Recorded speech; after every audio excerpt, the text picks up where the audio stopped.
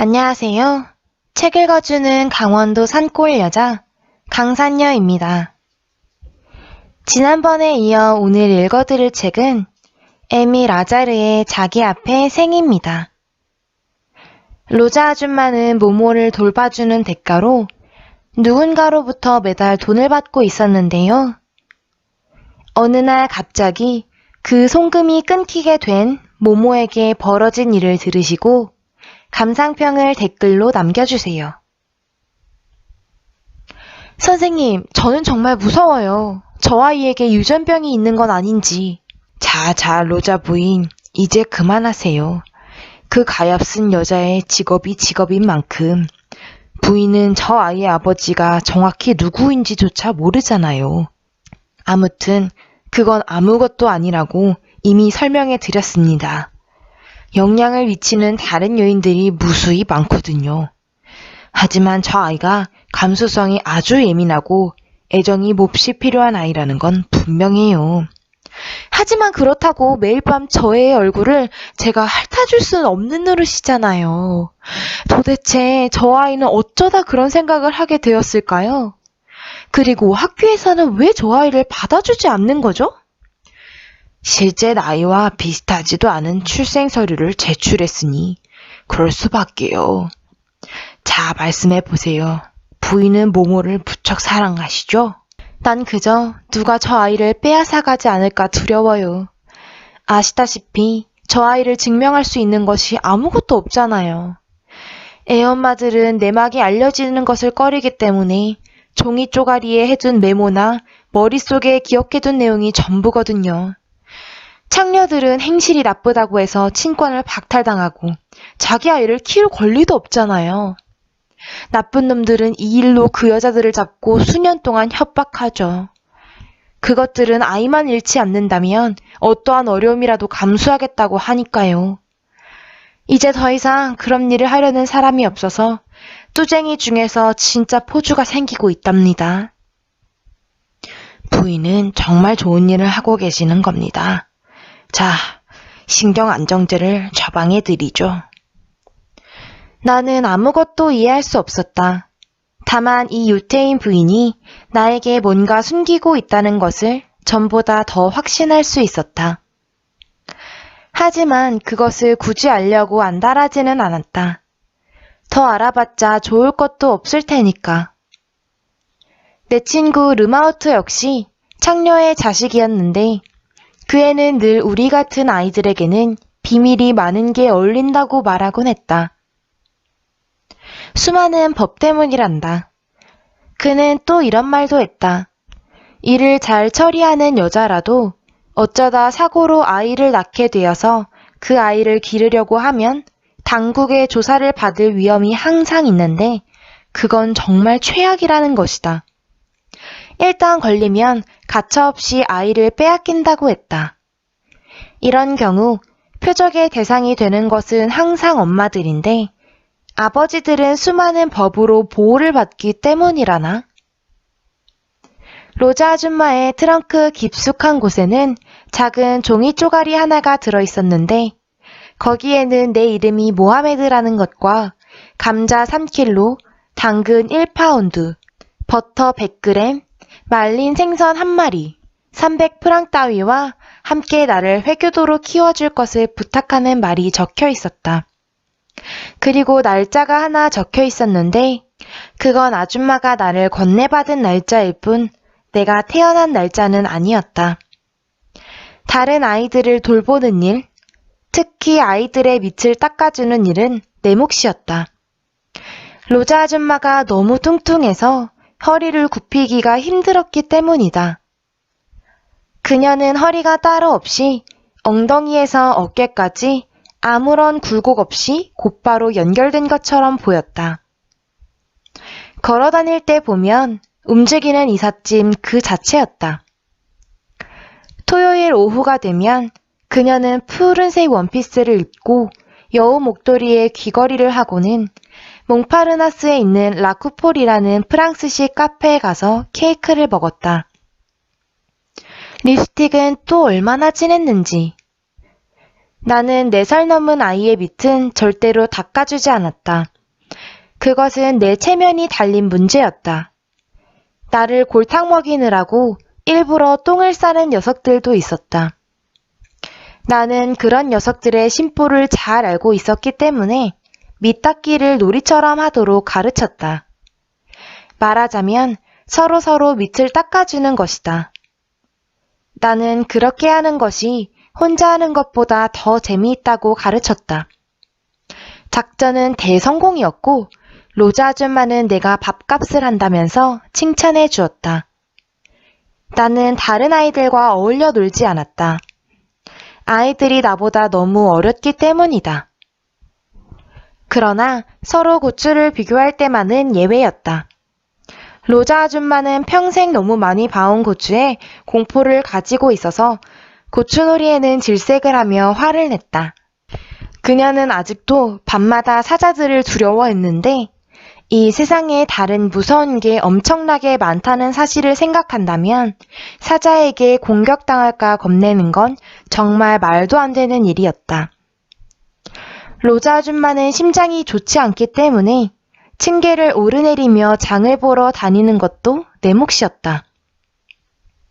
그녀에게는 층계가 제일 무서운 공포의 대상이었다. 아줌마는 날이 갈수록 숨을 쌕쌕거렸고 덕분에 나도 천식에 걸렸다. 카츠 선생님은 심리적인 것보다 더 전염성이 강한 것은 없다고 말했다. 그런데 심리적 전염이란 아직 정확히 밝혀지지는 않았다고 한다. 매일 아침 나는 로자 아줌마가 눈을 뜨는 것을 보면 행복했다. 나는 밤이 무서웠고 아줌마 없이 혼자 살아갈 생각을 하면 너무나 겁이 났다. 그 당시 나의 가장 좋은 친구는 내가 머리부터 발끝까지 옷을 해입힌 내 우산 아르티르였다. 나는 녹색 헝겊으로 우산 손잡이를 공처럼 둥글게 감싼 뒤 로자 아줌마의 붉은색 립스틱을 사용하여 동그란 눈과 다정하게 미소 짓는 입을 그려 넣었다. 특별히 사랑할 만한 대상을 갖고 싶어서였다기보다는 어릿 광대짓을 하기 위해서였다. 나는 용돈이 부족했고 또 이따금 프랑스인 거주 구역에 가면 어릿광대를 볼 수 있었기 때문이다. 발 뒤꿈치까지 내려오는 긴 외투에 중산모를 쓰고 얼룩덜룩하게 색칠을 한 얼굴로 거리에 나가면 아르티르와 나는 그야말로 우스꽝스러운 한 쌍이었다. 길거리에서 광대짓을 하면 하루에 20프랑까지 버는 날도 있었다. 하지만 거리의 아이들을 잡아가는 경찰이 항상 있었기 때문에 마음 놓고 그 짓을 할 수도 없었다. 아르티르는 바지를 입고 흰 바탕에 푸른색 줄무늬 농구화를 신은 외다리 모습이었다. 나는 거기에다 옷걸이를 끈으로 비끄럼해서 만든 어깨에 체크무늬 웃옷을 걸쳐주었고 머리에는 빵떡 모자를 꿰매 붙여주었다. 은다 아메데 씨에게 내 우산에게 입힐 재킷을 하나 빌려달라고 했더니 그가 어떻게 했는지 당신은 모를 것이다. 그는 벨빌 거리에 있는 필도르라는 최고급 양복점으로 나를 데려가 마음대로 옷을 골라보라고 했다. 아프리카에서는 사람들이 다 그런 식인지는 모르겠지만 만약 그렇다면 그들은 아무것도 부족한 것이 없는 사람들임이 틀림없다. 거리에서 쇼를 할 때면 나는 온몸을 흔들면서 아르티르와 함께 춤을 추었다. 그러고는 동전푼을 주워 모았다. 어린아이에게 저런 짓을 시킨다고 몹시 화를 내는 사람들도 있었다. 누가 그렇게 시켰다는 것인지 도무지 모를 일이었지만 어쨌거나 그들은 내가 무척 안 됐다고 여기는 사람들이었다. 웃기려고 한 짓인데 왜들 그러는지 참 이상한 일이었다. 아르티르는 가끔 부러지기도 했다. 나는 옷걸이를 못으로 고정시켜서 어깨를 만들어 주었다. 우산이니까 당연한 일이었지만 바지자락 한쪽은 비어 있었다. 하밀 할아버지는 그런 나를 못마땅해 했다. 그는 아르튀르가 아프리카 토인들이 숭배하는 물신 같다면서 그것은 우리의 종교에 어긋나는 짓이라고 했다. 나는 신자는 아니다. 하지만 사람들은 유별난 물건이 생기면 사실 그것이 아무것도 아닌데도 무엇이나 되는 것처럼 생각하고 그것에 희망을 걸기 마련이다. 나는 밤이면 아르튀르를 꼭 끌어안고 잤고 아침이면 로자 아줌마가 여전히 숨을 쉬고 있는지 확인해 보곤 했다. 나는 교회라는 곳에 가본 적이 없는데 그건 진정한 신앙생활에 어긋나는 것이라고 생각하기 때문이다. 나는 그런 일로 문제를 만들고 싶은 마음은 없다. 그러나 기독교인들이 그리스도를 갖기 위해 엄청난 대가를 치렀다는 것은 알고 있다. 우리에게 인간의 형상을 만드는 것은 신을 모독하는 것이라 해서 금지되어 있었다. 그건 그럴 만한데 그 이유는 우리 인간에겐 자랑스레 내세울 만한 게 별로 없기 때문이다. 그래서 나는 아르튀르에게 그려준 눈, 코, 입을 지워버리고 겁에 질린 듯 초록색 덩어리로 남겨두는 것으로 종교의 규율을 지켰다. 한 번은 불법으로 사람들을 모아놓고 소란을 피운다는 이유로 경찰에 쫓기다가 그만 아르튀르를 놓치고 말았다. 아르튀르는 땅에 떨어졌고 모자며 옷걸이며 저고리의 운동화까지 모두 다 사방에 나뒹굴었다. 나는 얼른 아르튀르를 주워 올렸지만 그는 본디 하느님이 만드신 대로 홀랑 벗고 있었다. 그런데 우스운 것은 아르튀르가 옷을 입은 상태일 때는 끌어안고 자도 아무 말도 하지 않던 로자 아줌마가 벌거벗은 아르튀르를 이불 속으로 데리고 들어가자 난리를 쳤다는 것이다. 어느 미친놈이 우산을 침대 속까지 가지고 들어가서 같이 잘 생각을 하겠느냐는 것이다. 아줌마를 어떻게 이해해야 할지. 나는 모아둔 돈이 좀 있었기에 만물 벼룩시장으로 가서 아르튀르를 다시 치장해 주었다. 그러나 행운의 여신이 우리를 떠나기 시작했다. 몇 달씩 건너뛴 적도 있었지만 불규칙하게나마 들어오던 내 송금이 갑자기 뚝 끊긴 것이다. 2달이 가고 3달이 가도 아무 소식이 없더니 드디어 4달이 지났다. 나는 곰곰이 생각한 끝에 떨리는 목소리로 로자 아줌마에게 말했다. 로자 아줌마, 걱정하실 필요 없어요. 절 믿으세요. 더 이상 돈이 안 는다고 해도 아줌마를 버리고 떠나지는 않겠어요. 나는 눈물을 보이기 싫어서 아르튀르를 들고 집 밖으로 나와 길바닥에 주저앉아 버렸다. 그때 우리가 얼마나 쪼들리는 형편이었는지 말해둬야겠다. 로자 아줌마의 나이는 한계에 도달했고 아줌마 자신도 그것을 잘 알고 있었다. 7층에 이르는 계단은 아줌마에겐 공공의 적 제1호였다. 언제고 그놈의 층계가 자신을 죽음으로 내몰 거라고 아줌마는 확신하고 있었다. 가만히 내버려 두고 보기만 해도 그녀는 이미 죽어가고 있었지만 말이다. 로자 아줌마는 가슴과 배와 엉덩이가 따로 구분되지 않아서 마치 커다란 드럼통 같았다. 로자 아줌마의 건강 상태를 더 이상 믿지 못하게 되자 아줌마 집에 있는 아이들의 숫자는 점차 줄어들었다. 로자 아줌마가 더 이상 그 누구도 보살필 수 없다는 건 확실했다. 여자들은 돈이 좀 더 들더라도 소피 부인이나 알제거리에 있는 아이샤 어멈에게 아이들을 맡겼다. 덕분에 이들은 쉽게 돈을 벌어들였다. 아줌마와 친하게 지내던 창녀들은 이제 나이가 들어서 떠나버리고 없었다. 그동안에는 입소문이나 소개 등으로 해서 그럭저럭 아이들을 맡아왔지만 이제는 그것도 끝장이었다. 그래도 다리가 성할 때는 파리의 시장통이나 창녀들이 많은 피갈거리의 카페들을 기웃거리며 자신이 아이들에게 얼마나 친절하고 요리도 잘하는지 광고하고 다녔었지만 이제는 그조차 할 수 없는 상황이었다. 그녀의 친구들은 다 사라졌고 이제 더 이상 입소문을 듣고 아이를 맡기러 오는 사람도 없었다. 더구나 이제는 잘 듣는 피임약이 있어서 사고로 생기는 아이도 거의 없었다. 정말 원해야 아이가 생겼으니까 일단 애를 낳게 되면 무슨 일을 당하든 변명의 여지가 없었다. 나 역시 벌써 10살이 넘었기 때문에 이제 로자 아줌마를 도와야 했다. 그리고 내 장래도 생각해야 했다. 만약 나 혼자 남게 되면 빈민구제소로 들어가야 할 게 뻔했기 때문이었다. 나는 그 문제 때문에 밤마다 잠을 이룰 수가 없었고 로자 아줌마가 죽진 않을까 싶어 지켜보곤 했다. 나는 어떻게든 내 밥벌이를 해보려 애썼다. 오후가 되면 머리를 잘 빗어 넘기고 로자 아줌마가 했던 것처럼 귀 뒤에 향수를 찍어 바른 후 아르티르를 데리고 돈벌이에 나섰다.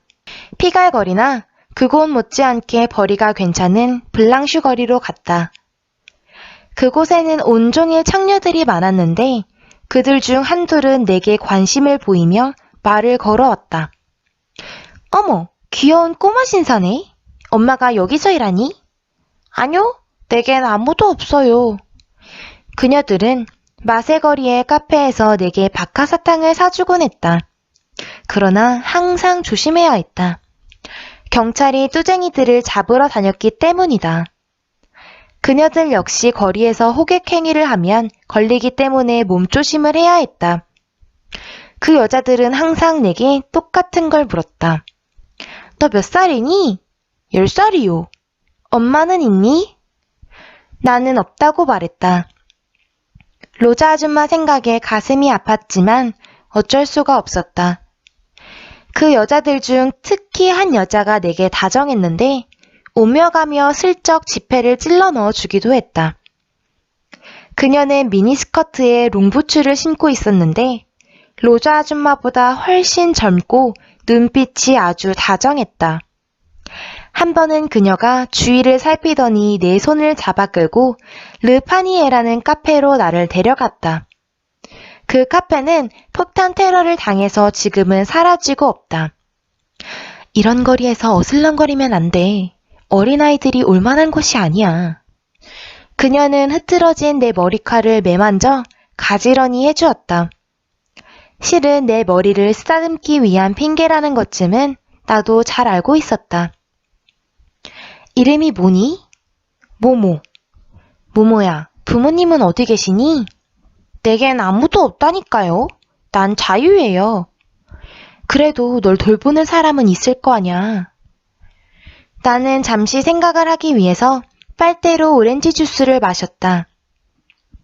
혹시 말야, 내가 그분들께 너를 맡아 키우고 싶다고 물어봐도 될까? 널 집에 데려가고 싶어.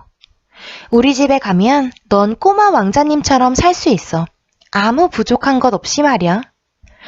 생각 좀 해보고요. 나는 오렌지 주스를 다 마시고 앉아있던 긴 의자에서 내려왔다. 이걸로 과자나 사 먹어라, 귀여운 꼬마야. 그녀는 내 주머니에 지폐 한 장을 넣어주었다. 100프랑, 영광이었다. 나는 그곳에 두세 번 더 갔다. 그때마다 그녀는 멀리 서서 내게 활짝 웃어 보였다. 하지만 슬퍼 보였다. 내가 그녀의 아이가 되지 않았기 때문이다. 재수없게도 르파니에의 계산대를 맡고 있던 여자가 한때 로자 아줌마와 같이 일을 했던 여자였다. 그녀는 우리 노친네에게 그 일을 전해주었고 나는 한바탕 질투심에 시달려야 했다. 나는 그 유태인 할망구가 그렇게 야단법석을 떠는 꼴을 본 적이 없었다. 그녀는 한바탕 소동을 피우고는 엉엉 울었다. 너더러 그런 짓이나 하고 다니라고 이때껏 키우진 않았다. 아줌마는 이 말을 수없이 되뇌이며 울었다. 나는 다시는 거기에 가지 않을 것이며 절대로 뚜쟁이가 되는 일은 없을 거라고 그녀에게 다짐해야 했다. 아줌마는 그런 짓들은 다 뚜쟁이 짓이며 그런 꼴을 다시 보느니 차라리 죽겠다고 했다. 그러나 나이 10살에 내가 할 수 있는 게 또 무엇이 있을지 알 수 없었다. 암만 생각해도 이상한 건 인간 안에 붙박이장처럼 눈물이 내포되어 있다는 것이다. 그러니까 인간은 원래 울게 돼 있는 것이다. 그런 점을 염두에 둬야 한다. 인간을 만드신 분은 체면 같은 게 없음이 분명하다. 우편화는 여전히 오지 않았고 로자 아줌마는 저축해두었던 돈을 헐어쓰기 시작했다. 노후를 대비해서 모아둔 돈이었는데 그녀 자신도 그리 오래 버틸 만큼은 못 된다는 것을 잘 알고 있었다. 여전히 암에 걸린 것은 아니었지만 아줌마의 건강은 급속히 나빠지고 있었다. 그녀는 처음으로 내게 나의 엄마, 아빠 이야기까지 해주었다. 내게도 부모가 있기는 했던 모양이었다. 그들은 어느 날 저녁에 나를 맡기러 왔는데 엄마는 울음을 터뜨리며 도망치듯 떠나버렸다고 했다. 로자 아줌마는 나에 대해 모하메드라는 이름과 회교도라는 사실을 메모했고 나의 엄마에게 아이를 잘 돌봐주겠노라고 약속했다고 말했다. 그리고 그 후에는 그녀는 한숨을 쉬며 그게 자신이 아는 전부라고 했다. 그러나 그 말을 하는 내내 내 눈을 똑바로 쳐다보지 못했다. 아줌마가 내게 숨긴 것이 무엇이든 간에 나는 밤이 되자 무서워졌다. 송금이 끊겨 더 이상 내게 친절할 이유가 없었는데도 그녀는 나에게 그 이상의 다른 얘기는 하지 않았다. 내가 아는 것은 그저 내게도 분명히 엄마 아빠가 있었다는 사실뿐. 그것은 변하지 않는 자연의 진리다. 그들은 다시 나를 보러 오지 않았으며 로자 아줌마는 죄책감을 느끼는 표정으로 입을 다물었다. 여러분이 괜한 감상에 빠질까봐 미리 말해두겠는데 나는 그 후로도 엄마를 만나지 못했다. 한 번은 내가 자꾸 더 말해달라고 떼를 쓰니까 로자 아줌마가 거짓말을 꾸며냈는데 웃음이 나올 정도로 유치했다. 내가 생각하기에는 말이다. 내 엄마에게는 가진 게 좀 있다는 사람들이 흔히 가지는 편견이 있었던 것 같아. 좋은 집안 출신이거든. 자기가 하는 일을 자식인 내가 알게 하고 싶지 않았던 거야. 그래서 가슴이 찢어질 듯 아팠지만 눈물을 머금고 떠나서는 다시 돌아오지 않는 거지. 의학적으로 해석하자면 그런 직업에 대한 편견 때문에 네가 깊은 상처를 안게 될까봐 두려웠던 거야. 말을 마친 후 로자 아줌마는 흐느껴 울기 시작했다. 그녀는 어느 누구보다도 감동적인 이야기를 좋아하는 사람이었다. 카츠 선생님 말이 맞는 것 같다. 그는 말했다. 창녀들은 자기가 바라보고 싶은 대로 바라보는 눈이 있다고 했다. 하밀 할아버지는 빅토르 위고도 읽었고 그 나이에 다른 사람들보다 훨씬 더 경험이 많았는데 내게 웃으며 이런 말을 해준 적이 있다. 완전히 희거나 검은 것은 없단다.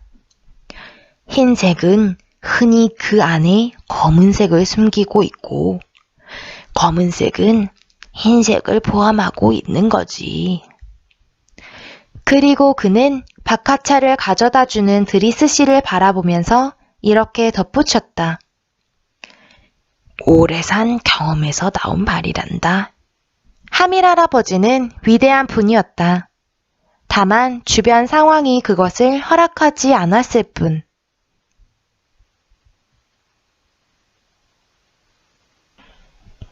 오늘은 여기까지 읽어드리고 내일 또 찾아오도록 하겠습니다. 들어주셔서 감사합니다.